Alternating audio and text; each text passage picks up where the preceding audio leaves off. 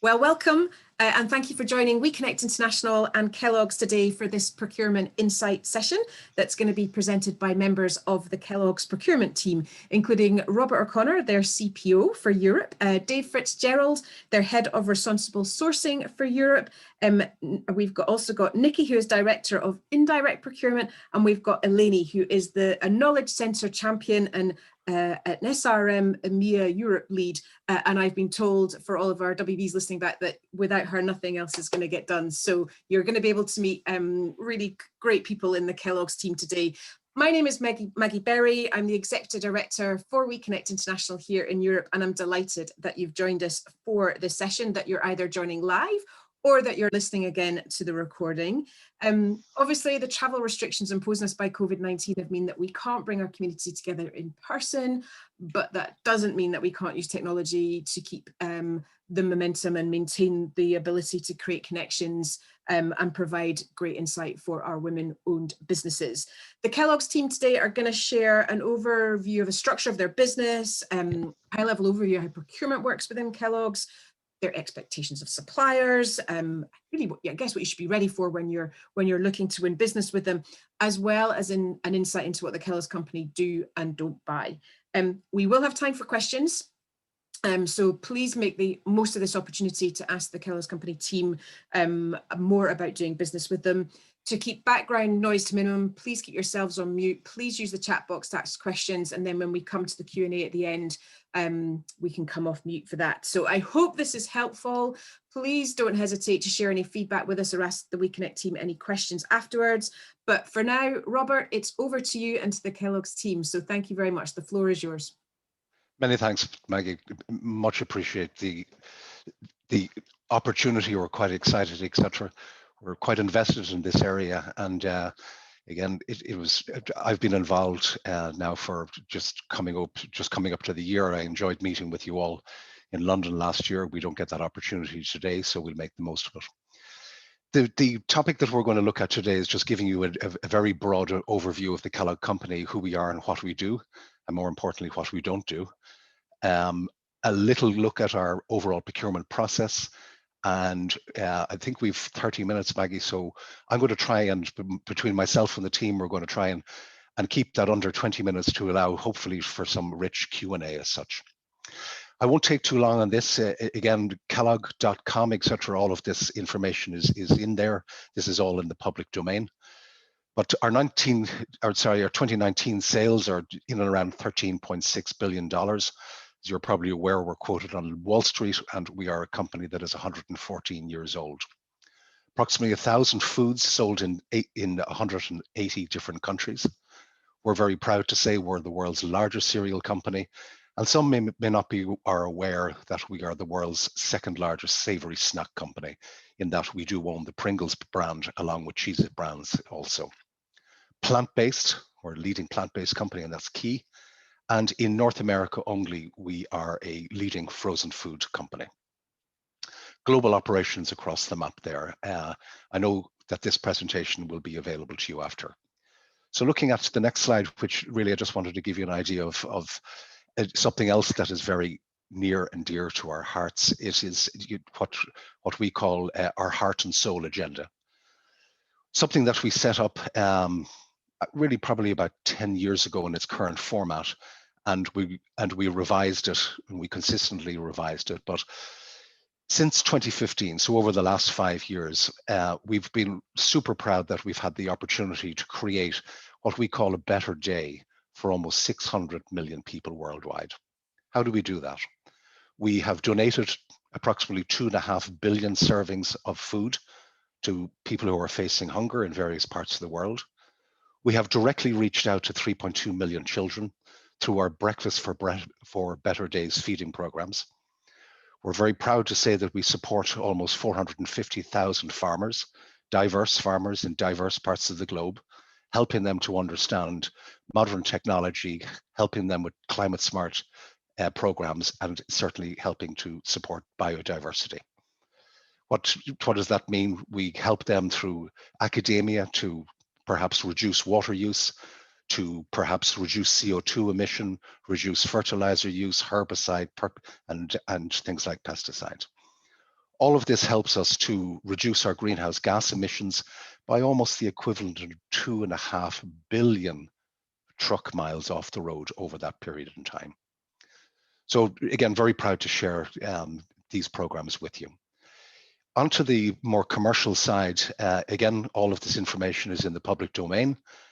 We are held account very, very definitely by Wall Street. Our Q3 results very solid, which also gave us an opportunity to revise our full year earnings for Wall Street for the second time this year. So net sales up, currency neutral up, so organic sales were up by 4.5%. In the 9 months of the year, 7.2%. COVID has had an impact there as different parts of the world have moved into lockdown at different points. We've really had the opportunity to connect with our consumers, to remind them of the benefit of plant-based protein and the obviously nutritional benefits of Kellogg cereal. So our cereal sales have certainly benefited, as indeed have our snack sales. Of course, away from home opportunities have been challenging. And again, as different parts of the world have opened and then closed again, overall, we are expecting to see a net neutral year. Operating profit, very briefly, up 4.5 points. And then again, key earning for, or two key other areas that Wall Street measures on, earnings per share increase on the year of 4.6%, and cash flow, free cash flow of 1.3 billion thereabouts. Specifically then, if we look at Europe, Q1, very solid quarter. So both cereal and snacks growing. Q2, again, as a business, we moved into lockdown on the 12th of March. Cereal, significant growth, and our away from home snack business, etc., modest declines. We're heavily invested in promoting soccer. So this was supposedly a big soccer year, which again has been postponed, and we've had to rebase our plans. And as we moved through Q3, again, continued modest growth in our cereal business and returned to almost flat on our snack business. Moving on to the next one, then I thought it'd be just useful just to share with you my team.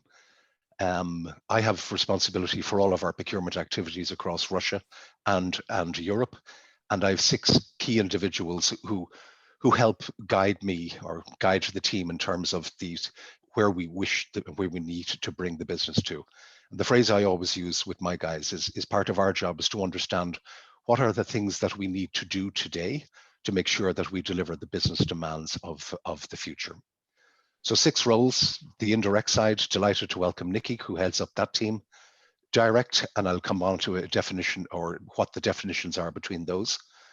We have a procurement operations team who run the day-to-day. They also run our procurement technology, our analytics, and our tech, and also our technology support. Dave Fitzgerald, again, delighted that Dave joins us today, runs our responsible sourcing, which is a subset of our CSR initiatives here in Europe. Finance, of course, very important. And then Eleni is a recent joiner to the team, also joining the call today, who heads up our capability building center as such, and helps me and the team with the governance. So direct for Kellogg's is all of our ingredients, all of our packaging, and the energy required to make all the finished products that we do. Roughly speaking, in terms of spend, the 2 major categories are equal. So the indirect side is equal to the overall direct side, which is somewhat unusual. The indirect side, there's 6, maybe 7 buckets. So the capital that we spend, and typically we spend between 4 and 4.5% of net sales. So currently the spend on capital in Europe is in the region of $100 million. MRO is very much about what we need to run the factories, IT, all of our marketing initiatives, and all of our general professional services and consulting. And last but not least, what I call our trucks and sheds, or our warehousing, logistics and transportational needs. So those are the buckets, and that is how we classify our spend within the procurement organization here. I think now I will hand over to Eleni, who is going to chat you through the strategies that we deploy and how they work. So let me pass over to Eleni. Yes, thank you, Robert. Our goal as an organization is to enable our people to achieve best results. So we have standardized two of the most important sourcing processes and developed tools that are used globally. Both processes would require continuous market and supplier scan. We want to explore the market as often as possible in order to identify improvement opportunities and best-in-class practices that will give us competitive advantage. Every 2 to 3 years, can you hear me now? Better? Super. All right. Every 2 to 3 years, we develop our category strategy. The KPI is to cover at least 80% of our spend under a category strategy development plan. In reality, though, this number is much higher than that, and in some categories is as high as 97%.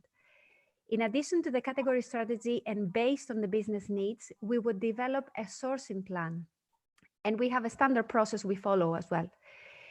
It is what we call internally the KSS process, Kellogg Strategic Sourcing. The frequency can vary here, but many categories and subcategories would require a tender every year, hence a KSS development plan. Let's move to the next slide, please. Now, a few details about our category strategy development process. It includes 3 main areas: category overview, market and supply, strategy choices. Covering the category overview, we gather information mainly internally, our business needs, spend insights, recent category activities. Then we cover the market and supply area. We gather information both internally and externally. We would often, at this point, reach out to our suppliers as well in order to understand their financial performance and identify new operational practices. So we work with our suppliers in most of the part of that area. Then it is time to identify the strategy choices, outline our objectives, define our sourcing approach, develop an engagement plan, both internally and externally with our suppliers, and our project and implementation plan that we internally call a 4 square. If we can move to the next slide, please. Now, our Kellogg Strategic Sourcing is a 7-step, 3-milestone process. It always begins with benchmarking and would require a sourcing event, either only an RFP or both RFI and RFP or just price quotation. An ongoing process that doesn't end when business is awarded and is linked to our category strategy development plan. The key steps would be market and supplier scan, define our approach, RFI and RFP, of course, or only an RFP. We schedule negotiation and clarification meetings. This would be more than 1 round. And then we award the business and we develop an implementation plan when we have a new supplier. The duration of these sourcing events can vary between a few weeks and a couple of months, depending on the category and the market circumstances. In every step, we work very closely with all suppliers invited to our sourcing plan, and we use a custom-made e-commerce platform to facilitate the process and guarantee that all proposals are fairly evaluated. So, back to you, Nikki. Hey guys, can you hear me? Perfect. First off, to build on Robert's feedback, it truly is a pleasure to be here today. It would obviously be better if it was in person, but I really look forward to attending in person for the next event. So I'm giving Robert the nod there to make sure he extends the invite so you get to meet me in person too. So Nikki Gray, just a bit about me. I'm 15 years in Kellogg's, yeah, it feels like a long time, but it's been a great time, and I've been afforded the opportunity to have 5 different roles thus far. Very privileged to lead the team that I'm currently leading, the indirect team. There's myself and 5 others. and what is their role, and what are we looking for. So we have the great privilege of working with the business in helping them to manage their budget. Because as you guys probably aware, in indirect, the big difference, and I think Robert alluded to that, we don't own the budget in indirect, nor do we own the specification.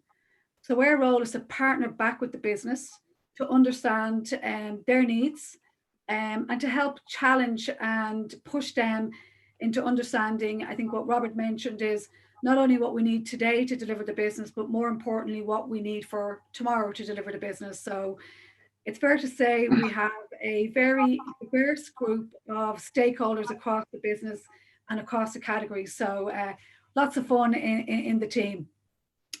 So you can see very clearly on the presentation, what advice is for prospective suppliers.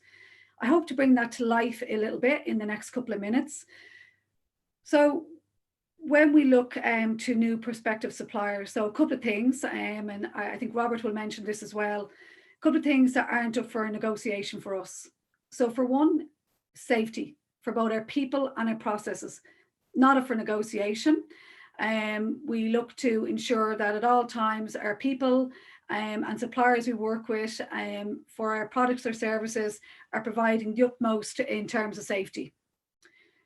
We also look to make sure that our suppliers are not only complying to our code of conduct, but they live the spirit of our code of conduct. That's really, really important for us. We look for a cultural fit, right? We want to work with suppliers that want to work with us, that bring not only the best for them, but bring the best for us, and that we can challenge appropriately, and that we become, the customer choice to help bring those innovative ideas. And I can tell you there's a strong push from my boss around innovation, both from, technology, both from ideas. We're always looking to what's new in the market and how can we be first to bring that back into Kellogg. For us, our K values are what and how we live by, and they're so important. And just to mention those K values, so we look for integrity, both internally and externally, in how we operate and hold ourselves accountable, and how we hold our suppliers accountable. We look for, when we talk about accountability, we hold ourselves accountable for in terms of how we make decisions, and how our suppliers make decisions that could impact both us from a reputation perspective or, from a risk perspective. I hope you'll hear today, and you can see it with us, we have passion for our brand and our heritage. And therefore we want to look for suppliers that not only help to build on our heritage and on our pride, but also help to protect our reputation and our heritage. We have great humility in Kellogg, because, my boss will tell me often enough, we don't have all the answers, and we certainly don't. So we have great humility as we look to listen and to learn from our suppliers. You guys are an expert in your field, and we hope that we give you the opportunity to demonstrate that humility to us, and that we can learn from that. We're constantly looking for simplicity. Eleni has done a phenomenal job of sharing with you the process that we hold our sourcing process to. And that's not to only hold us accountable in terms of how we manage our spend and demonstrate the fairness and how we look to work with the markets, but it also, we look to simplify how we work internally, and those ideas that suppliers can bring to us can be some really, really simple ideas of how we can simplify our businesses and processes that help to provide value and effectiveness and efficiency across the business. Of course, we look for success, and we want to work with suppliers that are looking to build on our success and to help them build their own.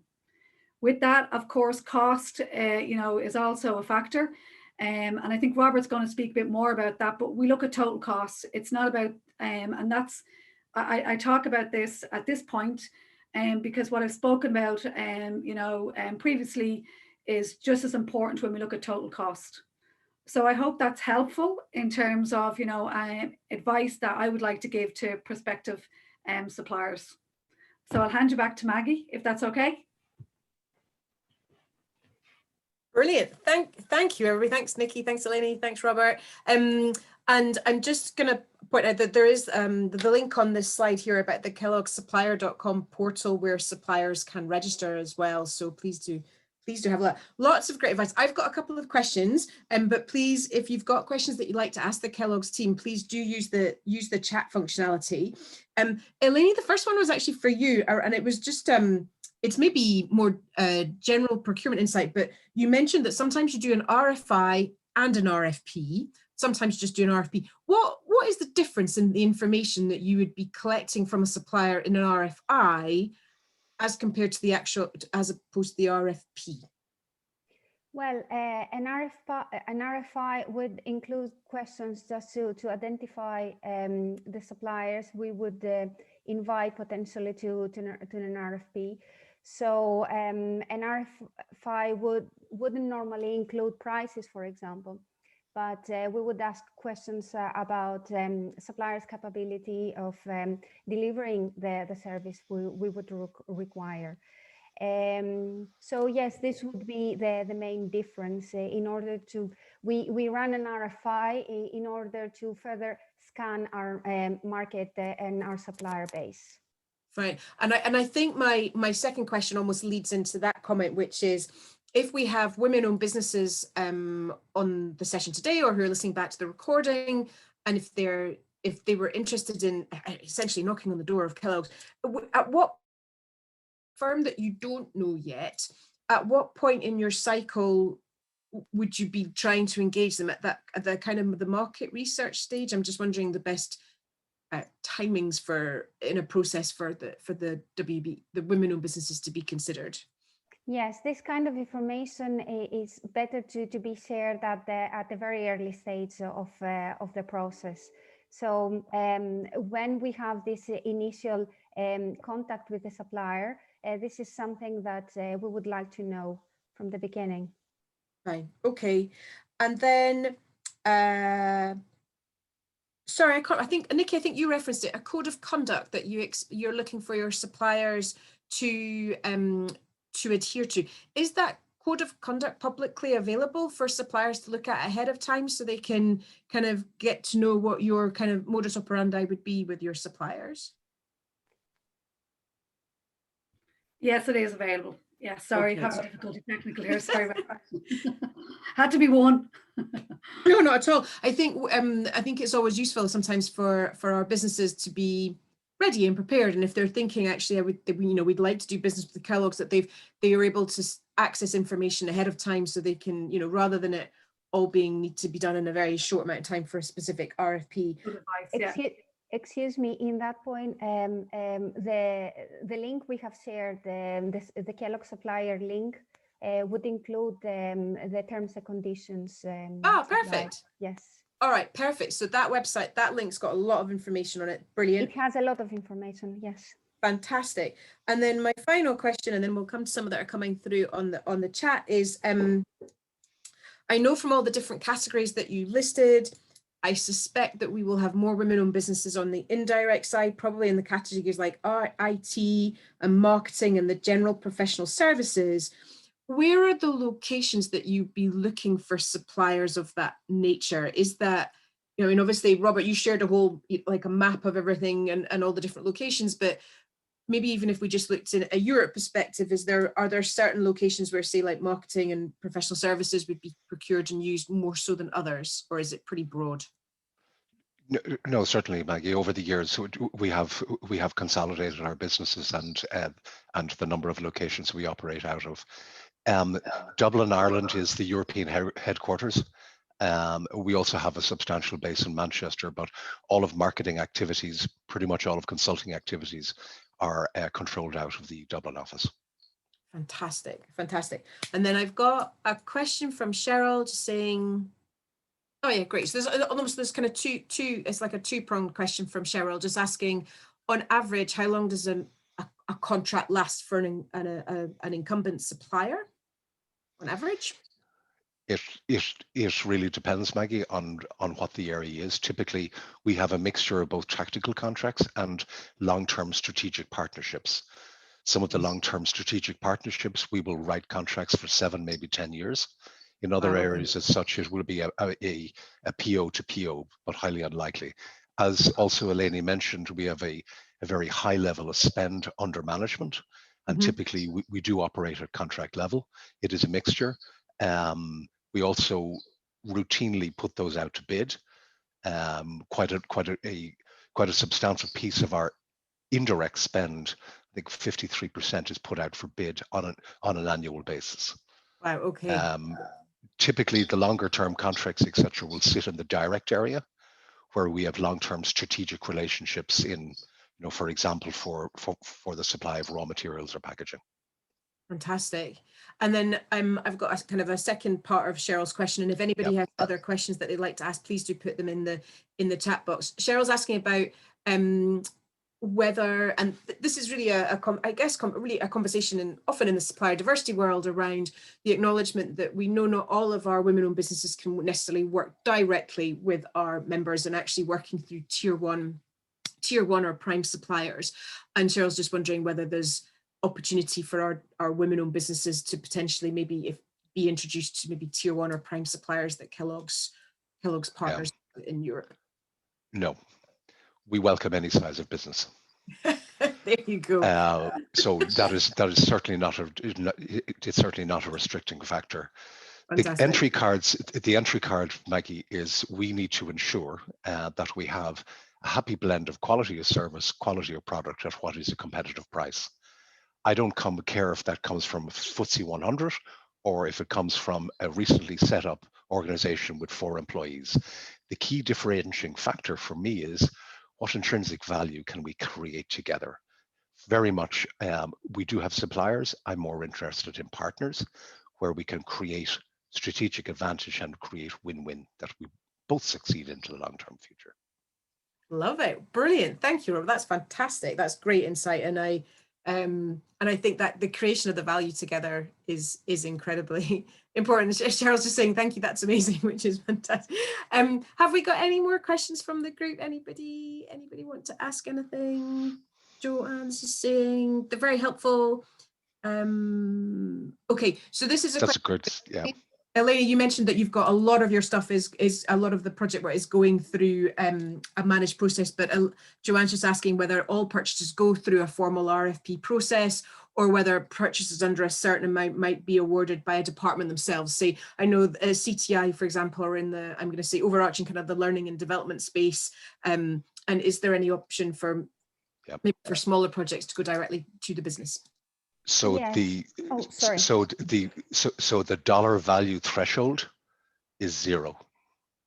Everything goes through a procurement process. Okay. We do for the smaller purchases, so anything under $50,000, it goes through a remote automated spot buy process. This is for the one-off purchase as such. But from $0, no individual department can contract without procurement's involvement. To hear as well, so it means you've got great visibility on what's going on. And I also can see that Deborah Quaddy, your supplier diversity lead, is sitting quietly on the call, but Deborah is a fountain of knowledge for diverse suppliers and for our other members as they're on their journey. But this is really helpful to know, and Deborah and I work closely around how we can help Kellogg's to meet and be made aware of more of our women-owned businesses who could be potential future suppliers. So Deborah, thank you for joining the call. I don't know if you want to come off mute. I don't know if you've got any top tips to share for the diverse suppliers on the call about how best to, if there's other best ways to approach Kellogg's, or things, say, from a supplier diversity perspective that you would be on the lookout for. The one thought that came to mind is the planning we have for 2021, which would be to engage some additional Kellogg Tier 1 suppliers and to try to get more food and packaging companies involved with We Connect Europe, so that, we do have a broader base of companies that are seeking similar suppliers to Kellogg. Right now, we have a very small group of corporate members that are in the food and beverage industry. Indeed. And then that type of outreach, hopefully, will engage suppliers further. So just as a follow-up, to be watching for that 2021 programming. And I think the address that was shared, the kelloggssupplier.com, it does have our code of conduct. It has a great deal of information. We are aligned with the Women's Empowerment Principles, so some United Nations information contained there, as well as our supplier registration. So And we have a generic address, which is supplierdiversity@kellogg.com. And you can always submit an email requesting information to that address, and then I can forward it on to anyone who's on this call. So there is an information flow there. But I'm really here as a supporting role. So I really appreciate, the team that's on the call today, taking the lead and explaining what it is they're looking for. No. That's kind of why I'm in the background. So No, thank you all very much. Much appreciated. Thank you, Deborah. And I think if we don't have any more questions from the call just now, I'm just going to very briefly ask, Dave, I will ask you as well, but Eleni and Nikki and Robert, do you have each maybe like one, like a key piece of advice or insight into when you're working with suppliers, what's the, the key thing that you're looking for from them? And it could be anything, just that nugget of information as you're sitting in the role that you do. What is one of the things that makes your heart sing when you work with when you meet a new supplier, or you're, and how you can build really successful relationships and partnerships together? Eleni, I'll come to you. Oh, or Robert, whoever, or I don't mind. No, please, I'll go last. Okay, Eleni. Right. Well, we're looking for partners. This was highlighted several times during this call. So what we would be looking is having a communication channel open, just to exchange ideas, exchange information, have this kind of communication and collaboration. This is what we would be looking from potential and incumbent suppliers as well. Fantastic. Thank you, Eleni. Nikki, I'll come to you next. What would be a key piece of advice from you? For me, transparency and trust are absolutely vital, along with a cultural fit with a phenomenal product at a really good price. Okay, great. Love it. Dave, I'm going to come to you. Nikki stole my one, but yeah, I maybe just to build on that, I think that openness, in terms of, providing the information to us and, having that two-way conversation and saying, openly, being open in terms of maybe where you're not familiar or you need to learn more, so we can help you understand what it is we're trying to do. So having that two-way conversation and that transparency, I think, is really, really important. Dave, thank you. And Robert? So a former mentor of mine shared this with me many years ago, and my guys will know it because I've said it to them many a time. Broad brush comment, there's 3 types of people in this world, and you could extrapolate that there's 3 types of company in this world. Those who make things happen, those who watch things happen, and those who wonder what the hell happened. Make sure you're in the former. Fantastic, Robert. That is fantastic. So listen, thank you so much to the Kellogg's teams. If there's any questions that we didn't get to, I will absolutely direct them to Deborah and Dave, who are the folk that I kind of connect with on a kind of a week-to-week basis. And if there's other things that you would like to find out, then please do let me know. A big thank you to the Kellogg's team for sharing this insight today. Thank you for those of you joined live. And then for those of you got to the end, if you're listening back to the recording, you've got to the end. Thank you very much for that. And please, if there's any questions that the team here at WeConnect International can answer around supply chain inclusion, then please don't hesitate. To get in touch. But with that, I will say a big thank you. And yeah, this has been great and really useful. And I hope that you've all taken a lot of insight away from it. So thank you very much, all. Thank you. Bye.